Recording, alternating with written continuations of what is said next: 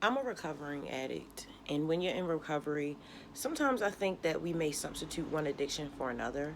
And my new addiction may be YouTube, and I think I just figured out why.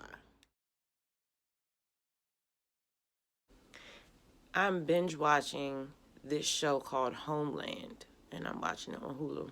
Either way, I'm watching the show called Homeland, and the main character, her name is Carrie, and she's a CIA agent that has bipolar. And as you may or may not know, I also have bipolar. I have bipolar too.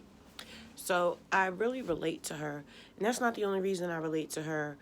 I relate to her because she's also had to take medication, and there's a stigma around not only her mental health diagnosis, but the fact that she's on medication because she works for the CIA, and you can't really have a mental health diagnosis and work for the CIA, so she had to hide it. And I low key felt like I always hid my mental health issues from people. I definitely hid my drug use from people. I was one of those users that was like a housewife, but like would pop pills. It was crazy. The other reason, there's two more reasons why I relate to Carrie so much. This is the main character.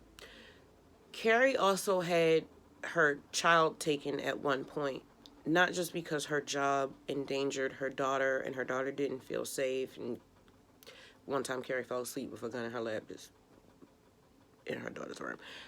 But the reason that she lost custody of her daughter was because of her mental health, and that also happened to me. But I lost custody of my child because of her overdosing on drugs that we were selling and using at the time that she got a hold of. That was on the floor.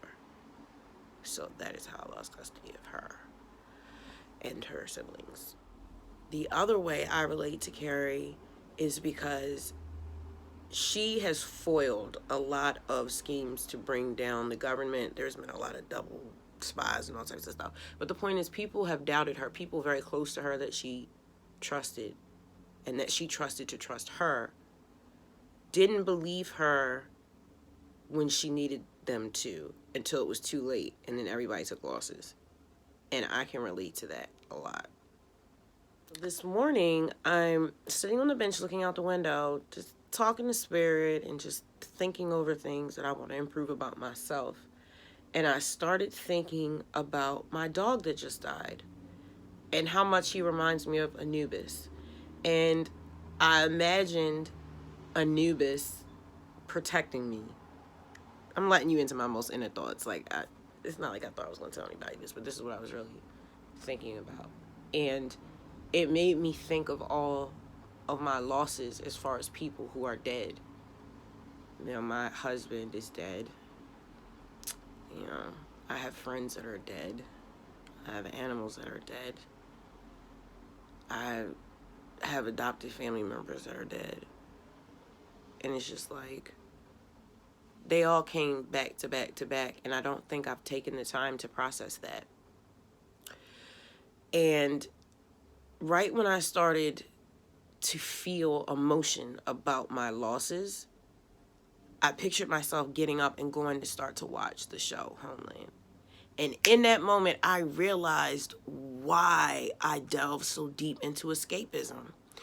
Because connecting with this character through this show, watching her experiences and empathizing with her is easier and more comfortable than sitting in my own pain and really thinking it through and allowing those emotions to come through and feeling how hurt I am that these people are gone. And it was very, very challenging for me to be that honest with myself. So it's not so easy to be on camera being honest with you. But I feel moved to do that because there's no way that I'm the only person going through this. And I know that there have been times in my darkness that I saw other people be representations of what I wanted to be, what I aimed to be, and what I wasn't yet. And that awoken something in me that got me to this point.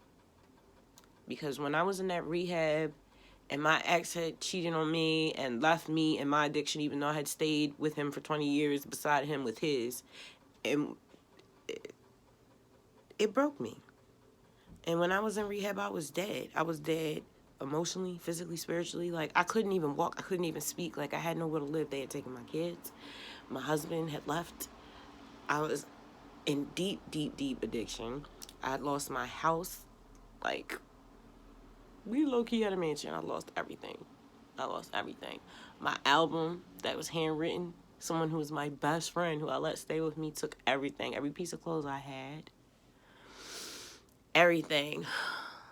My flash drives with my beats, my computer, my handwritten album that I've been working on for 3.5 years. Everything. I lost everything. So there's no way that I'm just going to go through all that and not share my story. But the hardest part of the healing process is picking at the wound. Having to replay things that hurt. And allowing it to help me grow and not cripple me from the inside out. Because I can't deal with the emotions. Because I can. One piece at a time. But definitely what I realized that I do, it's more than just numbing out, because I'm like, yo, you just an addict. You just watching YouTube for 6 to 7 hours because you an addict and you want to numb out.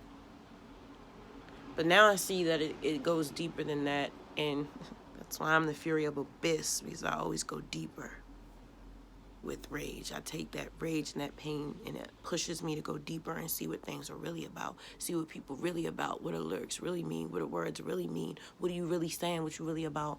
I don't just listen to what people say. I watch their body language. I look at everything, your tone, your movement, all of that, telling signs of your character. So now that I have observed my negative behavioral pattern, what I'm going to do moving forward to break that pattern, because I believe that's what we're here for, to break karmic cycles, meaning breaking the thought patterns and the behavioral patterns that keep us trapped. I'm going to have to spend more time in my pain so that I can process it. I have all this unprocessed pain. And when I'm done doing the duties of the day, when I'm done doing the mom thing, you're never done doing the mom thing. When I'm done doing all of the practical things that are required of me in my life, the spiritual side, the emotional side, the mental health side needs attention. I really have to process all of these losses, the embarrassments, how everybody turned on me when I was in rehab, how I got cheated on, and I was the only one that knew, and the whole town knew I didn't know.